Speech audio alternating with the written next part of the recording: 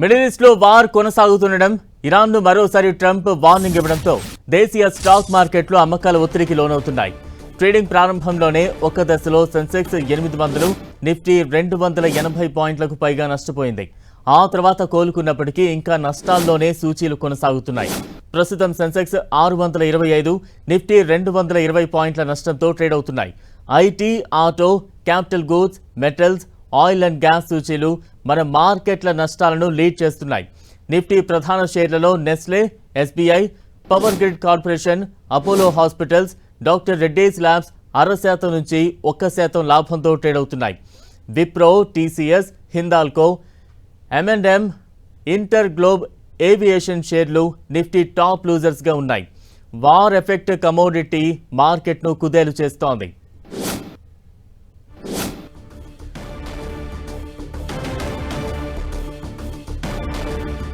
ఇవాళ బంగారం, వెండి ధరలు దిగివచ్చాయి. రిటైల్ మార్కెట్లలో కేజీ సిల్వర్ 2.5 లక్షల దిగువకు పడిపోయింది. తులం గోల్డ్ రేట్ 1,400 రూపాయలు తగ్గింది. ప్రస్తుతం హైదరాబాద్లో ప్యూర్ గోల్డ్ 10 గ్రాముల ధర 1,55,600 రూపాయలు పలుకుతోంది. ఇక కిలో వెండి ధర 4,700 రూపాయలు తగ్గి హైదరాబాద్లో 2,49,050 రూపాయలుగా ఉంది.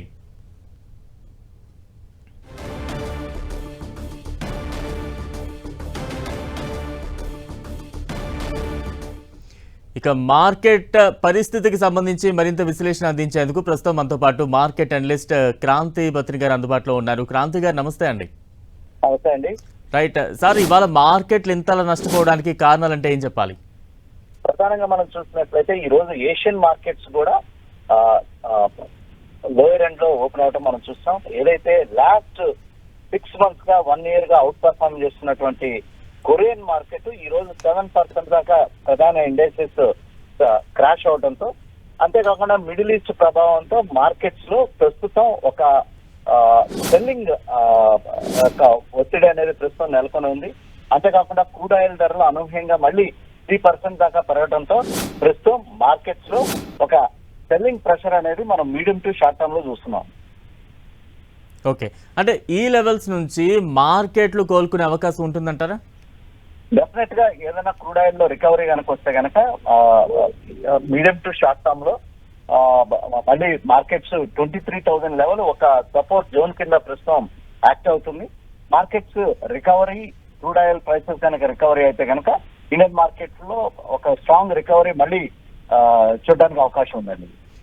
ఓకే, అంటే క్రాంతి గారు, అంటే ఈ సమయంలో ఇన్వెస్టర్లకు మీరు ఇచ్చే సలహాలు అంటే ఏం చెప్తారు? ఒకటి, ఈ రోజు మనం చూసినట్లయితే ఫార్మా సెక్టర్ కానీ, లేకపోతే Indian domestic health care sector కానీ, డిఫెన్స్ సెక్టర్ కానీ, ఈ stocks domestic driven economy, next ఈ స్టాక్స్ చాలా స్ట్రాంగ్ గా మూవ్ అవుతున్నాయి. సో ఇటువంటి సెక్టర్స్ లో investors medium to short term లో ఇన్వెస్ట్ చేసినట్లయితే మంచి లాభాలు రావడానికి అవకాశం ఉందండి. ఓకే, అంటే గోల్డ్, సిల్వర్ రేట్లు ఇంతలా తగ్గిపోవడానికి కారణాలు అంటే ఏం చెప్తారు? ఇది ఎంతకాలం ఇది కొనసాగే అవకాశం ఏమైనా ఉంటుందా? ప్రస్తుతం మనం చూసినట్లయితే డాలర్ చాలా స్ట్రాంగ్ గా, ఇండియాలో అయితే ఫారెన్ పోర్ట్ఫోలియో ఇన్వెస్టర్స్ అమ్మకాల ఒత్తిడితో మనం రూపీ డిప్రిషియేట్ అవుతున్నప్పటికీ, బట్ ఇంటర్నేషనల్ మార్కెట్ లో చూసినట్లయితే డాలర్ బాగా స్ట్రెంగ్థన్ అయింది. అందువల్ల మన ఇండియాలో రూపీ డిప్రిషియేట్ అయినప్పుడు కూడా గోల్డ్ ధరలు పెరుగుతాయి. కానీ ఏంటంటే ఇంటర్నేషనల్ మార్కెట్ లో డాలర్ ఎప్రిషియేట్ అవుతూ ఉండటంతో కన్సిస్టెంట్ గా, సో దాని యొక్క ప్రభావంతో ప్రస్తుతం గోల్డ్ ధరలు తగ్గుతున్నాయి. అంతేకాకుండా ఒక కన్సాలిడేషన్ ఫేజ్ లో ఉన్నాయి. ఎప్పుడైతే డాలర్ స్ట్రెంగ్థన్ అవుతుందో గోల్డ్ కి బయింగ్ ఇంట్రెస్ట్ అనేది తగ్గుతుంది ఇంటర్నేషనల్ మార్కెట్ లో.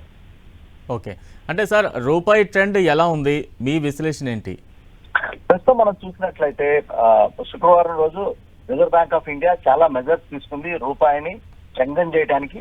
ఇది షార్ట్ టర్మా, లాంగ్ టర్మా ఏ రకంగా ఉంటుందో మనం నెక్స్ట్ ఫ్యూ డేస్ లో చూడాల్సిన అవసరం ఉంది.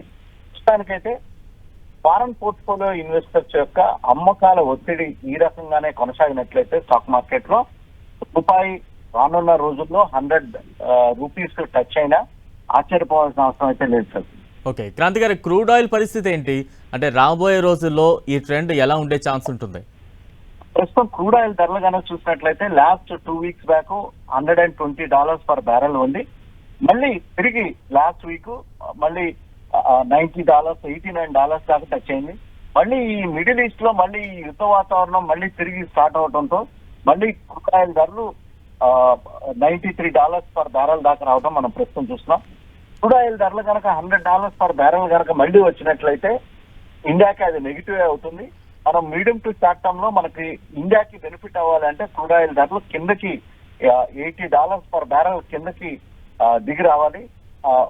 మిడిల్ ఈస్ట్ లో ఉన్నటువంటి ఈ రోజు మనం చూసినట్లయితే మళ్ళీ ఇరాన్ మీద అటాక్స్ చేయటం, మళ్ళీ రిటాలియేటరీ అటాక్స్, ఇవన్నీ మళ్ళీ తిరిగి మళ్ళీ మొదటికి వచ్చినట్టుగా కనపడుతుంది.